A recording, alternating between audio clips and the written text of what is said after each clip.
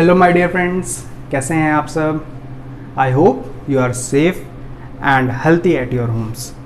मेरा नाम है ब्रह्मानंद सिंह और आज जो मैं लेक्चर सीरीज स्टार्ट करने वाला हूं वो बेस्ड ऑन है इलेक्ट्रिकल एंड इलेक्ट्रॉनिक इंस्ट्रूमेंटेशन। जैसा कि आप जानते हैं कि electrical and electronic instrumentation basically electronics engineering और इलेक्ट्रिकल इंजीनियरिंग के लिए एक बहुत ही इंपॉर्टेंट सब्जेक्ट है। हम लोग इसको बेसिकली सेकेंड ईयर या फिर थर्ड ईयर में इलेक्ट्रिकल एंड इलेक्ट्रॉनिक इंजीनियरिंग में या फिर पॉलिटेक्निक इलेक्ट्रॉनिक्स इंजीनियरिंग में या फिर इलेक्ट्रिकल इंजीनियरिंग में हम लोग स्टडी करते हैं इसको। तो ये बेसिकली जो लेक्चर सीरीज़ होने वाली है that is going to be beneficial for both the electronics and the electrical engineers.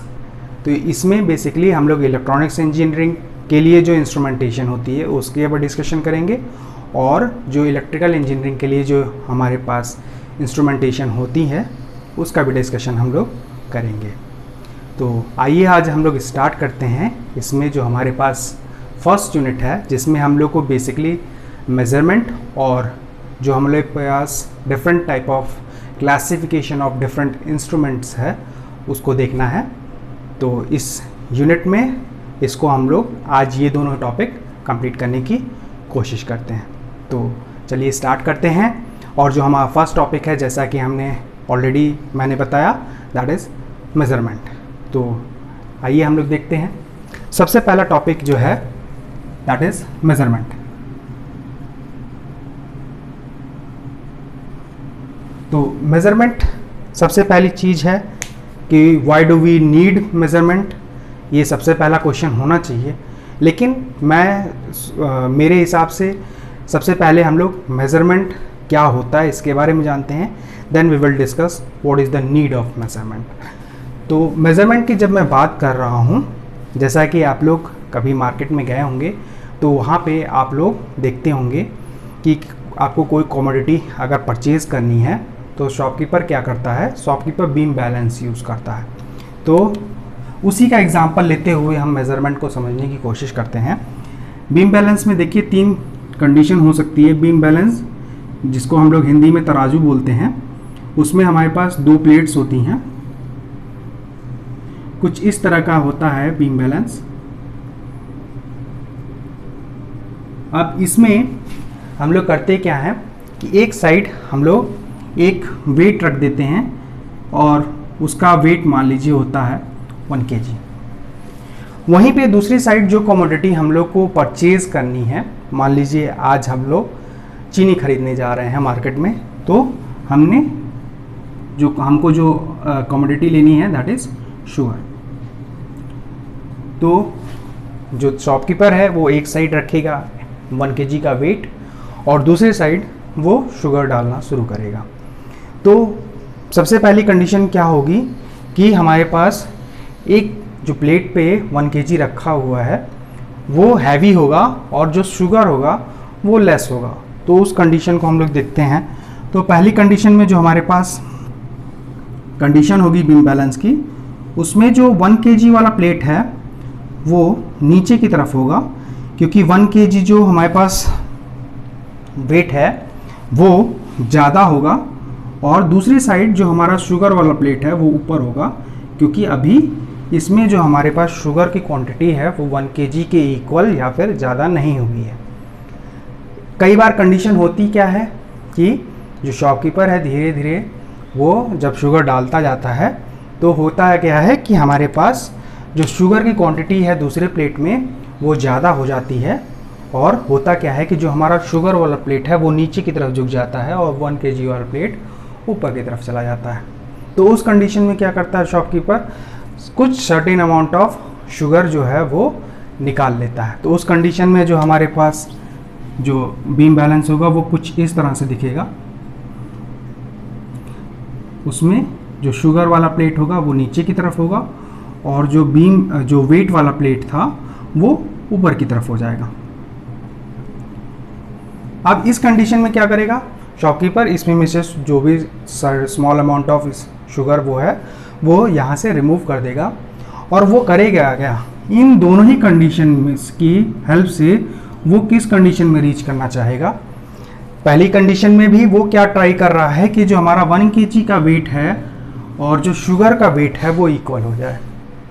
वहीं पे जो सेकंड कंडीशन है, उस कंडीशन में भी शॉपकीपर ट्राई कर रहा है कि शुगर जो है वो अगेन मैं किसी तरह इसमें शुगर रिमूव करके और इसमें शुगर ऐड करके, दोनों ही कंडीशन में वो ट्राई कर रहा है कि जो हमारे पास 1 kg का वेट था उसके इक्वल हो जाए शुगर की क्वांटिटी। और जैसे ही हमारे पास शुगर की क्वांटिटी इक्वल हो जाती है तो वो बोलता है, शॉपकीपर हमसे बोलता है कि आपका जो 1 kg शुगर है वो मेज़र हो गया है और आप इसको ले सकते हैं। और वो आपको किसी कैरी बैग में वो शुगर निकाल के दे देता है। तो आइए अब इसको समझने की कोशिश करते हैं। ये जो हमारे पास 1 kg वेट है, ये पहले से हमारे पास एक ऑर्गेनाइजेशन है that is called as ISO, international standardisation organisation. उसने 1 kg वेट को डिफाइन कर रखा है।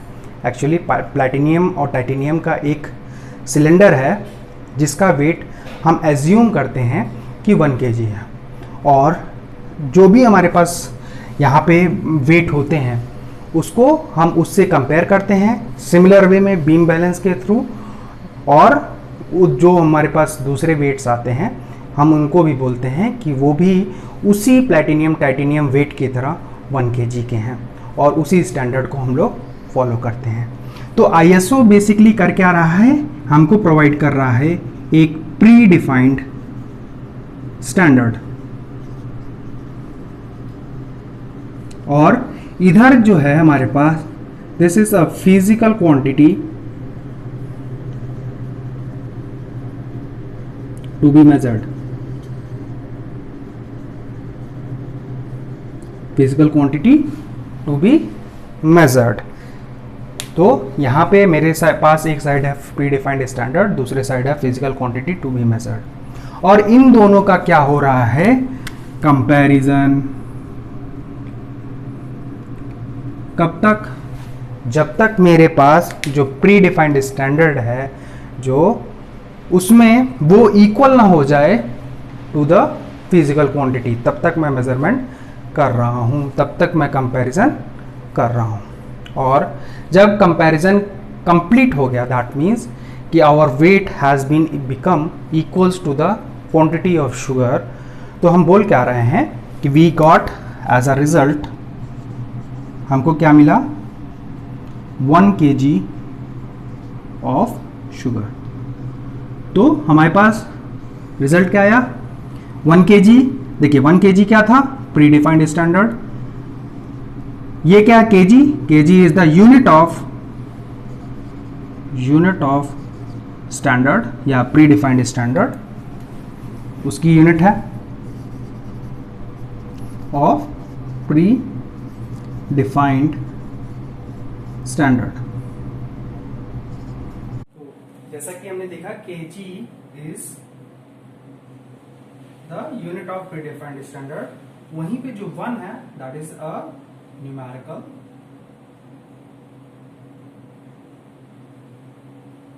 Value, that is a numerical value. और शुगर क्या है, sugar is the physical quantity, जैसा कि हम ऑलरेडी डिस्कस कर चुके हैं, sugar is the physical quantity to be measured.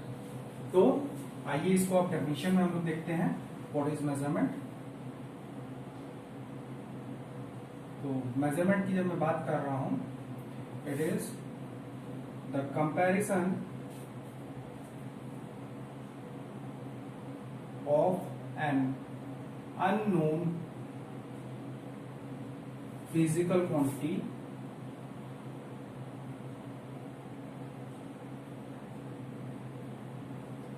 with a predefined standard, with a predefined standard, resulting in a numerical value known numerical value numerical value accompanied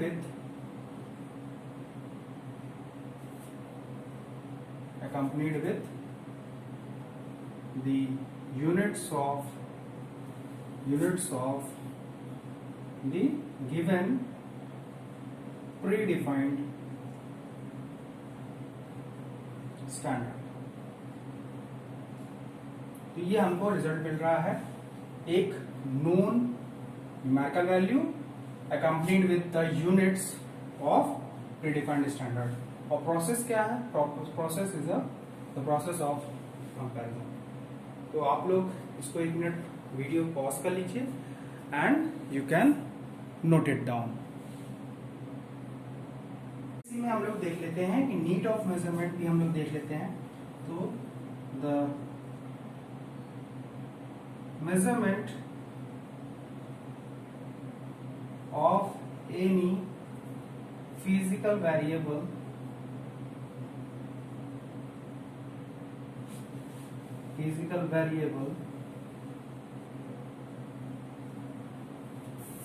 in any physical process is required to monitor and control that particular physical variable।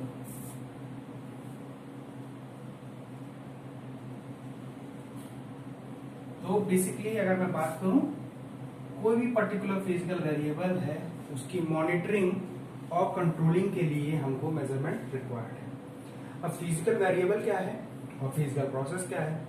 Physical variable हमारे पास, जैसा कि हम लोग बात कर रहे हैं electrical and electronics engineering की, तो फिजिकल वेरिएबल जो हमारे पास हो सकते हैं those are voltage, current, electrical power, electrical energy, heat, phase.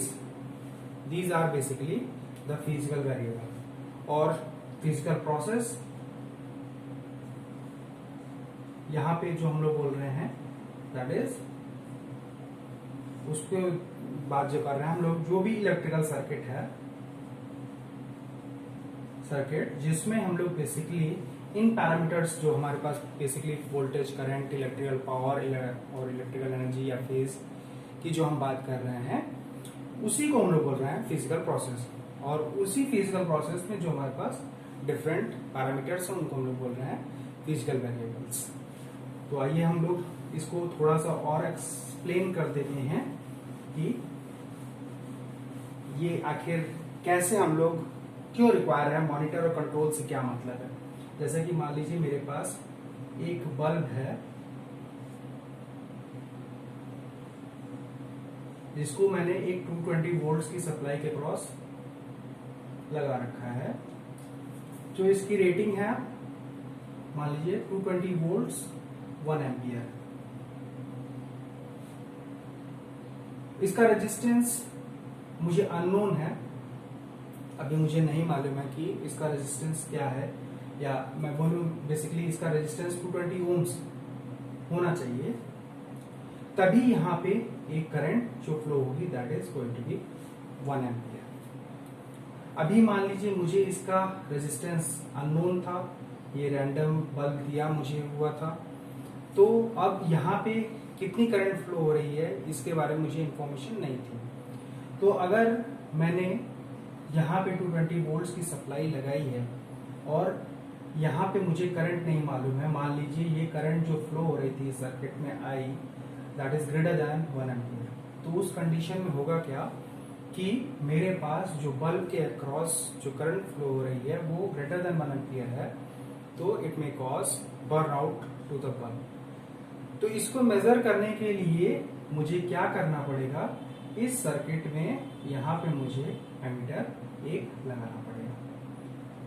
इस एमीटर को लगाने के बाद अगर मुझे इस एमीटर की जो करंट है, एमीटर करंट IA, अगर वो मिल रही है 1 एम्पियर, एमीटर करंट रीडिंग जो मुझे मिल रही है 1 एम्पियर, तब तो मैं सर्किट को ऐसे ही छोड़ दूंगा और मुझे ये पता चल जाएगा कि जो इसका रेजिस्टेंस था वो 220 ओम्स था, इस वजह से ये प्रॉपरली वर्क कर रहा है। अगर इसका इस एमीटर में जो IA है वो ग्रेटर देन हुई 1 एम्पियर या फिर IA हुई लेस देन 1 एम्पियर, तो मुझे क्लियर हो जाएगा कि जो इसका रेजिस्टेंस है वो लेस देन 220 ओम्स है। अगर लेस देन है करंट 1 एम्पियर, तो जैसा कि हम रेटिंग देख सकते हैं 1 एम्पियर की है, तब तो मुझे कोई इश्यू नहीं है। लेकिन अगर मेरे पास करंट जो है वो 1 एम्पियर से ज्यादा है, उस समय मेरे पास इश्यू आएगा, क्योंकि बल्ब जो है वो मेरा बर्नआउट होने की कंडीशन होगी। तो मैं क्या करूंगा, फिर मैं इसको 1 एम्पियर को करंट डिक्रीज करने के लिए मुझे क्या करना पड़ेगा, एक रेजिस्टेंस इस सर्किट में एक्स्ट्रा ऐड करना पड़ेगा, जिससे कि जो मेरी करंट होगी वो डिक्रीज हो जाएगी और वो उसकी लिमिट जो सेट हो जाएगी वो 1 एम्पियर सेट हो जाएगी। तो यहाँ पे प्रोसेस क्या हुआ, जब हमने एमीटर ऐड किया तो इस सर्किट में हम लोग जो मेरा एक फिजिकल वेरिएबल था करंट, उसको मॉनिटर किया। हमने मॉनिटर किया कि उसकी वैल्यू मेरी रेटेड वैल्यू के इक्वल्स टू है कि उससे ज्यादा है कि उससे लेस है।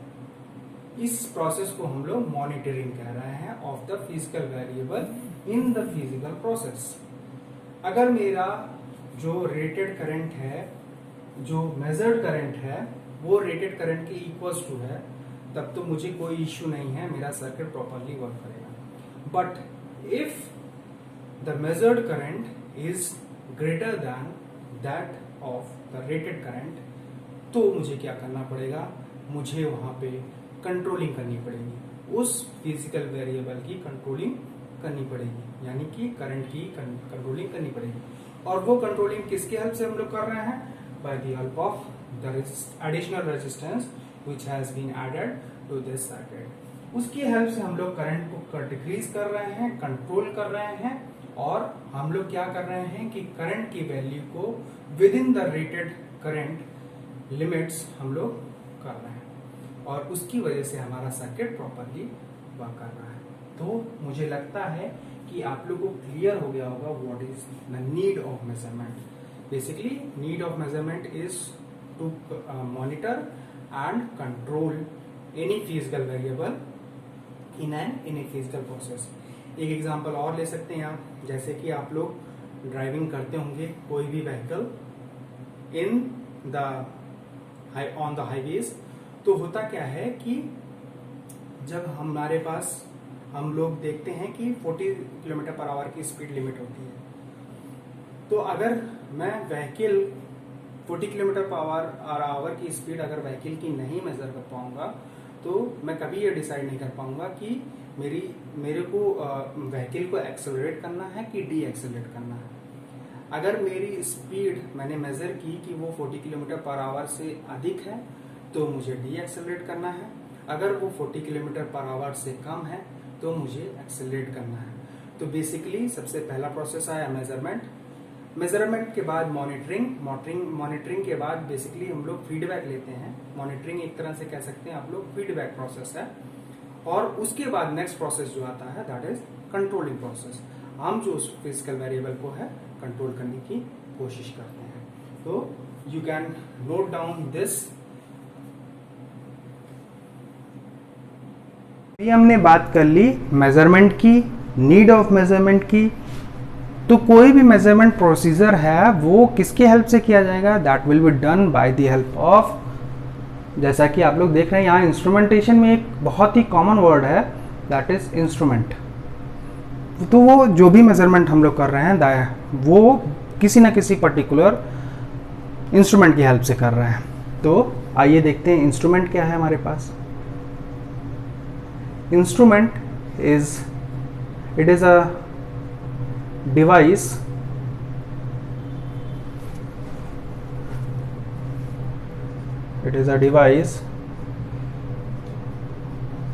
that is used to compare the unknown physical quantity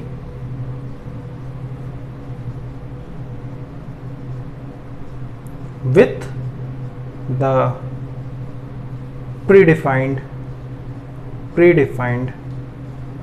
standard। तो ये क्लियर हो गया होगा आपको। जैसा कि हमने देखा हमारा जो फर्स्ट एग्जांपल था वहाँ पे हमारे पास था बीम बैलेंस। तो beam balance was the instrument which was used to compare the weight of 1 kg with the physical quantity that was sugar. तो उसका कंपैरिजन करने के लिए बेसिकली अननोन फिजिकल क्वांटिटी का कंपैरिजन करने के लिए with the pre defined standard जो भी हम लोग डिवाइस यूज कर रहे हैं that is called as the instrument.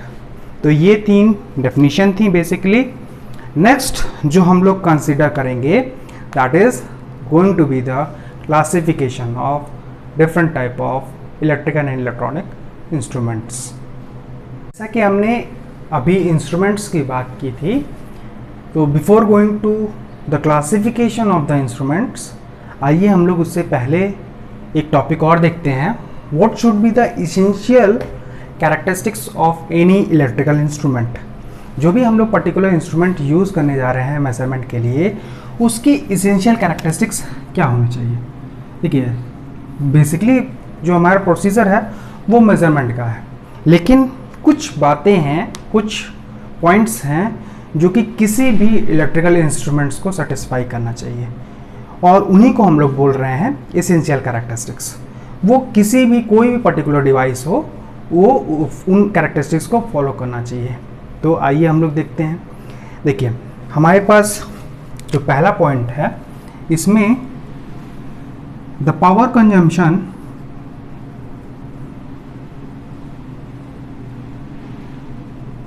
of any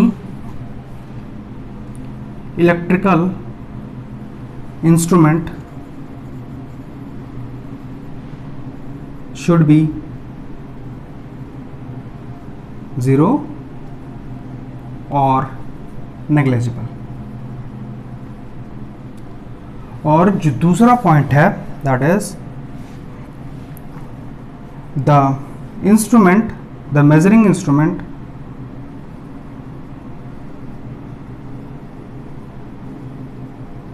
should not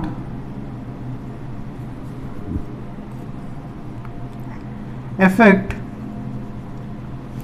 or change the ambience या ambient conditions of the physical variable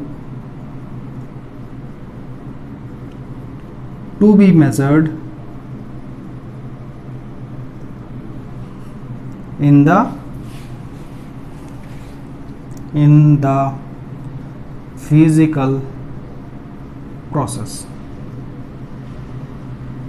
तो फर्स्ट स्टेटमेंट है कि हमारे पास जो पावर कंजम्पशन होना चाहिए किसी भी इलेक्ट्रिकल इंस्ट्रूमेंट का वो ज़ीरो होना चाहिए या अप्रॉक्सीमेटली, एक्चुअली ज़ीरो नहीं हो सकता क्योंकि certain amount of current is going to be flowing through that particular circuit, और करंट अगर फ्लो करेगी उसका कुछ रेजिस्टेंस है तो there is going to be certain power loss in that particular instrument.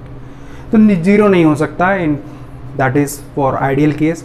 Practical case scenario में that should be negligible to that of the power consumption in that particular load और circuit.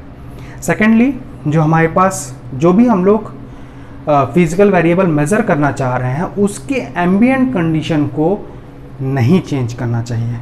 मतलब कि यहाँ अगर मैं current measure करना चाह रहा हूँ और उसने करंट को चेंज कर दिया, we are not going to get the correct reading, और जब करेक्ट रीडिंग नहीं मिलेगी तो मेज़रमेंट करने का कोई फ़ायदा नहीं है। तो आइए इसको एक एग्जांपल से हम लोग समझते हैं। सबसे पहला देखिए मेरे पास एक सर्किट है, मान लीजिए ये मेरे पास 220 वोल्ट्स की या 10 वोल्ट्स की सप्लाई है, दिस इज 10 ओम रेजिस्टेंस। तो अभी यहाँ पे जो करंट फ्लो हो रही होगी that is going to be 1 amperes. आप लोग कैलकुलेट कर सकते हैं। Power consumed by the resistor is going to be I square R and that is going to be 10 watts।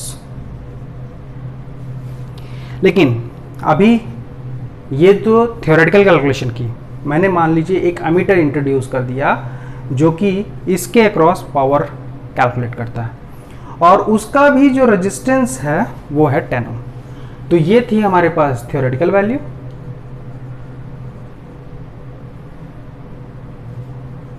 अब मैं क्या करने वाला हूं, मैं कैलकुलेट करने वाला हूं मेजर्ड वैल्यू। किसके हेल्प से? By the help of ammeter. तो करंट क्या आएगी? Current is going to be 10/20 and that is going to be 1/2, that is 0.5 amperes। वहीं पे power consumed across the register is going to be I square R, यानी कि 1/2 whole square into 10 and that is going to be,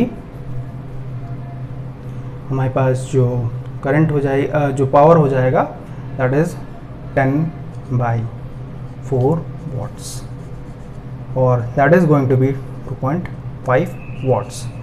तो इस example से आप लोग clearly identify कर सकते हैं कि हमको मेज़र करना था पावर शुड बी 10 वाट्स और current should be 1 ampere, but हमारे पास यहाँ पे जो करंट मेज़र हो रही है that is half of the actual theoretical current, that is 0.5 ampere.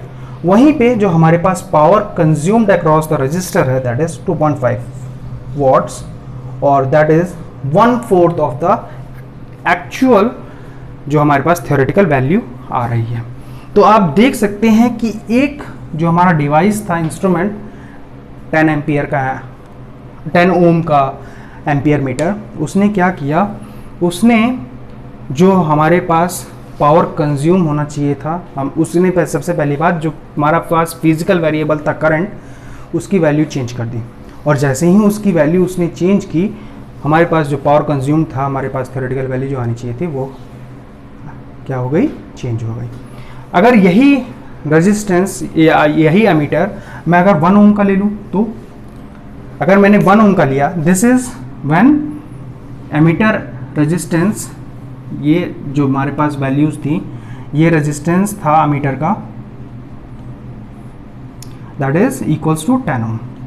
अभी आप लोग इसको नोट कर लीजिए, मैं इसको आपको आगे कैलकुलेट करके दिखाता हूँ कि अगर मेरे पास रेजिस्टेंस जो है, एमीटर रेजिस्टेंस बेसिकली जो है वो अगर मेरे पास 1 ओम होगा तो क्या होगा।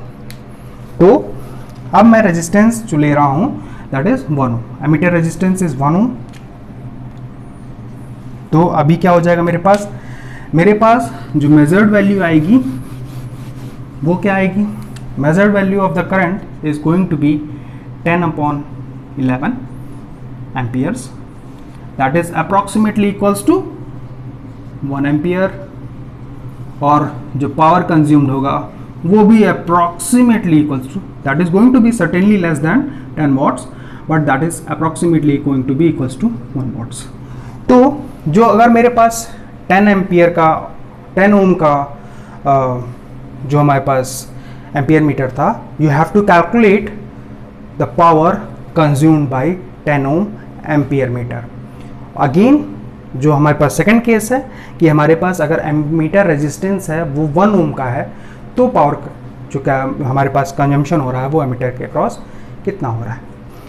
हम देख सकते हैं कि यहाँ पे 10 वाट है, that is going to be very less in the second case, और फर्स्ट केस में 7.5 watts of power is getting consumed across the ampere metre.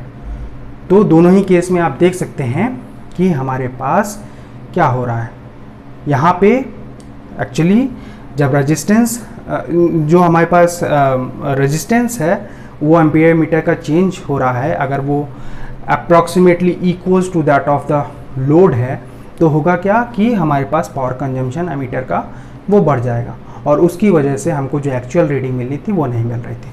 वहीं पे अगर मेरे पास जो पावर लॉस है अक्रॉस द एम्पियर मीटर वो बहुत ही कम होगा, तो मुझे एक्यूरेट रीडिंग मिलेगी।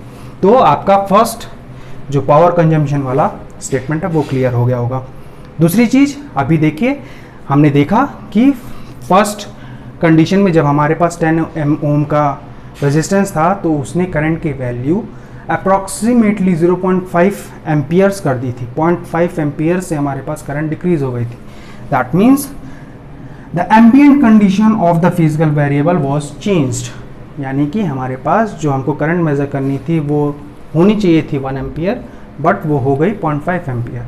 यानी कि उस एम्पियर ने जो हमने इंट्रोड्यूस किया था उसकी हेल्प से हमारे पास जो फिजिकल या ambient condition of the physical variable was changed.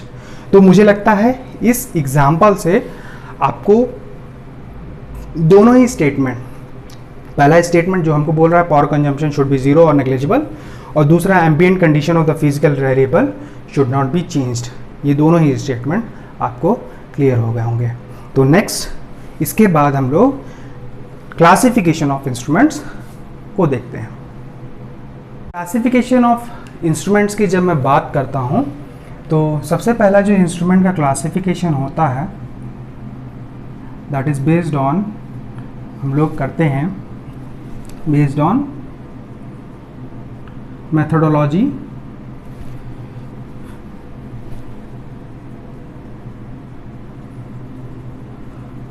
used। तो इसके बेसिस पे हम लोग बेसिकली दो टाइप के इंस्ट्रूमेंट क्लासीफाई करते हैं। पहला है एब्सोल्यूट इंस्ट्रूमेंट और these are also called as primary instruments.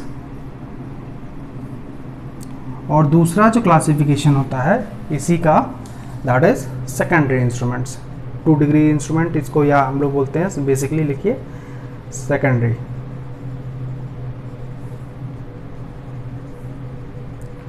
तो एब्सोल्यूट इंस्ट्रूमेंट बेसिकली जो मेथडोलॉजी यूज करते हैं दैट इज इनडायरेक्ट मेथड, और वहीं पे जो हमारे पास सेकेंडरी इंस्ट्रूमेंट हैं those use direct method. Indirect method का मतलब क्या हुआ कि जो हमारे पास पैरामीटर अंडर या फिजिकल वेरिएबल अंडर मेजरमेंट है वो किसी certain other different physical variable के टर्म्स में हम लोग को प्रेजेंट किया जाता है। जैसे कि हम लोग एब्सोल्यूट इलेक्ट्रोमीटर देखेंगे तो उसमें जो हमारे पास वोल्टेज मेजरमेंट होता है that is represented in terms of distance. तो वोल्टेज को डिस्टेंस के फॉर्म में इनडायरेक्टली हम लोग रिप्रेजेंट कर रहे हैं, तो that type of measurement is called as indirect method. और जो इंस्ट्रूमेंट उनको यूज करते हैं उनको हम लोग बोलते हैं एब्सोल्यूट इंस्ट्रूमेंट्स। इसमें हमारे पास एग्जांपल्स में हैं रेले, करंट बैलेंस, उसके बाद टेंजेंट गैल्वेनोमीटर,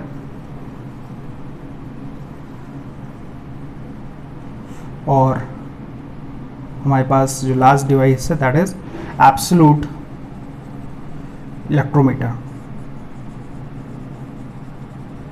ये 3 डिवाइस हैं जो कि बेस्ड होते हैं on the indirect method of measurement, और those are called as absolute या फिर प्राइमरी इंस्ट्रूमेंट। जो नेक्स्ट है हमारे पास सेकेंडरी इंस्ट्रूमेंट, इसमें अगेन हम लोग मोड ऑफ ऑपरेशन के बेसिस पे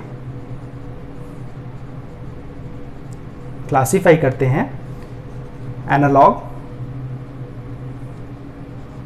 और डिजिटल।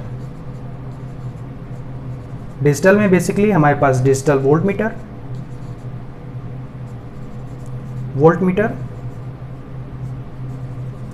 और डिजिटल एमीटर। वहीं पे एनालॉग डिवाइसेस में हमारे पास अगेन जो क्लासिफिकेशन होता है based on end of measurement, based on end of measurement.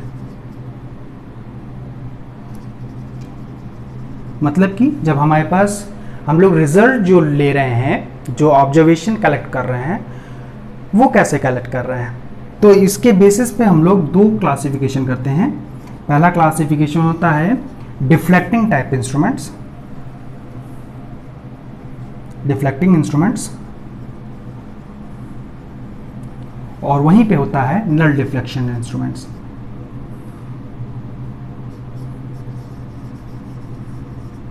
Null deflection instruments, null deflection instruments में जैसे कि आप लोग जानते हैं गैल्वेनोमीटर, आप लोग ने गैल्वेनोमीटर की रीडिंग ली होगी। होता क्या है, मेरे पास एक स्केल होता है, जब मेरा पॉइंटर जीरो रीडिंग, जो सेंटर पे रीडिंग होती है दैट इज जीरो, जब मेरा पॉइंटर जीरो रीडिंग पे पॉइंट करता है तब मैं मेजरमेंट की रीडिंग्स को कलेक्ट करता हूँ, and that is called as null deflection. इस समय हम लोग के पास जीरो डिफ्लेक्शन है, that is null deflection, null deflection instruments, और इनकी एक्यूरेसी और प्रिसीजन दोनों अच्छी होती है। वहीं पे हमारे पास दूसरा है जो है that is deflecting type instruments. तो इसमें हम लोग जो क्लासीफाई करते हैं, तीन टाइप से क्लासीफाई करते हैं बेस्ड ऑन आउटपुट्स। हमारे पास आउटपुट कैसा मिल रहा है, सबसे पहला indicating,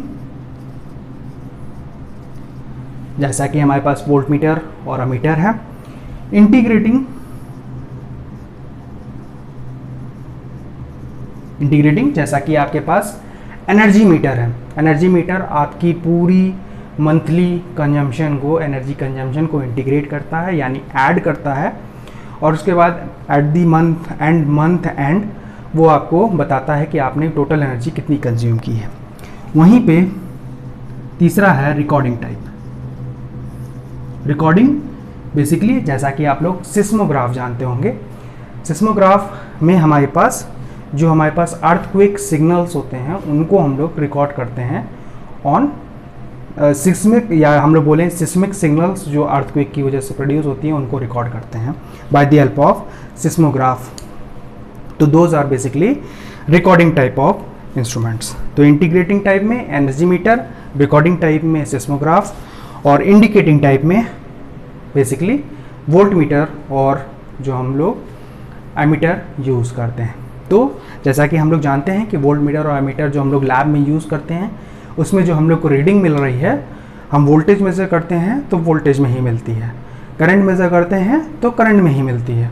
this type of measurement is called as direct method of measurement. तो ये था हमारे पास basically classification of measurement. You can take a screenshot or pause the video and note it down. तो इसके बाद ये जब हम लोग ने क्लासिफिकेशन कंप्लीट कर लिया है, then we are going to meet up in the next lecture, और हम लोग इनकी डेफिनीशंस, इन इंस्ट्रूमेंट्स की डेफिनीशंस को एक समरी फॉर्म में राइट डाउन करने की कोशिश करेंगे। Then we will move to the next section, और वहाँ पे हम लोग basically different type of errors जो हमारे पास आ रही हैं, जैसे systematic error, gross error, human errors, उनका डिस्कशन करेंगे। उसके बाद एब्सोल्यूट एरर, रिलेटिव एरर्स का हम लोग डिस्कशन करेंगे इन द नेक्स्ट लेक्चर।